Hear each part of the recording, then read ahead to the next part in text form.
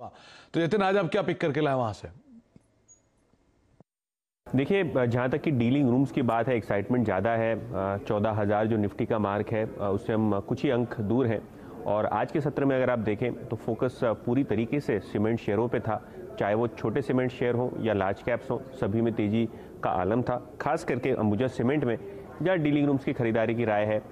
Large cap में थोड़ा बहुत शॉर्ट कवरिंग देखने को मिला, लेकिन अगर आप जनवरी सीरीज़ की बात करें, क्योंकि इस हफ्ते एक्सपायरी है, तो जनवरी सीरीज़ के लिए भी डीलिंग रूम्स रिकमेंड कर रहे हैं कि सीमेंट शेयरों में तेज़ी का माहौल बना रहेगा। ओवरऑल बेसिस पे इनको लगता है कि 3 से 4% की ट्रेडिंग अपसाइड अभी भी फ्रंटलाइन सीमेंट शेयरों में बची हुई है।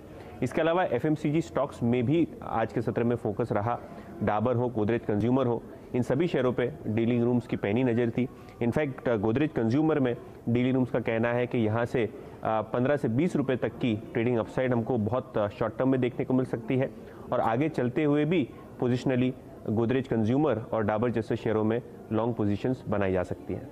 तो गोदरेज कंज्यूमर एक और नाम है जो कि यतिन को लगता है कि डीलर्स रूम में काफ़ी चर्चा है, जिसके अंदर बाय की बातचीत हो रही है, और अंबुजा पे हम बातचीत कर ही चुके हैं। श्रीकांत का मानना है कि तेज़ी देखने को मिल सकती है।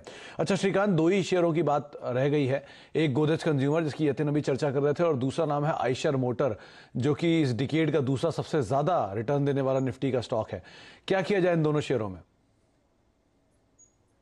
देखिए, अगर आयशर की बात करें तो ये स्टॉक वैसे पिछले 3 या 4 दिनों से रेंज बाउंड था, 2500 के लेवल्स को क्रॉस नहीं कर रहा था, लेकिन आज उसने कॉन्फिडेंटली क्रॉस किया है। और अगर सुमित, अगर आप देखें तो नवंबर मंथ में अगर सबसे अच्छी पारी अगर किसी ने खेली होगी तो वो आयशर मोटर ने खेली थी, और वो 35% बढ़ा था उस महीने में, और उसके बाद एक अच्छे करेक्शन के बाद वापस हायर बॉटम रिज्यूम करके ये स्टॉक आज कॉन्फिडेंटली ऊपर क्लोज हुआ है। तो मुझे लगता है कि आने वाले दिनों में 2700 के टारगेट्स आप पकड़ के चलिए, करंट लेवल से इसे बाय कीजिए, और 2450 का एक स्टॉप लॉस बना सकते हैं। साथ ही साथ मुझे लगता है कि अगर गोदरेज कंज्यूमर पे अगर ध्यान देना है तो 760 के करीब इसे मल्टीपल एक रेजिस्टेंस है। तकरीबन मार्च 2020 से इस लेवल के ये ऊपर गया नहीं है, लेकिन जैसे इस लेवल को क्रॉस करेगा फिर मुझे लगता है कि ये 800 के लेवल्स भी छू सकता है। लेकिन जैसे कि ये पिछले 3 या 4 दिन के वॉल्यूम्स है और मोमेंटम है मार्केट में और स्टॉक पे, करंट लेवल से भी इसे बाय किया जा सकता है। यहाँ पे हमें स्टॉप लॉस रखना है 730 रुपए का। 760 और 800, ये दो टारगेट के लिए इसे बाय किया जा सकता है।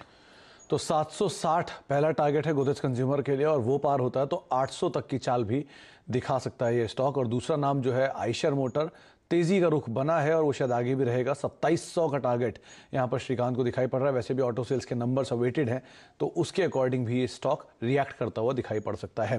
बहुत बहुत शुक्रिया श्रीकांत हमारे साथ मौजूद रहने के लिए, सभी शेयरों पर बाजार पर चर्चा करने के लिए। बहुत बहुत शुक्रिया दीपाली यतिन आपका भी हमारे साथ मौजूद रहने के लिए। फिलहाल मार्केट स्टूडियो में तो इतना ही, लेकिन कल का दिन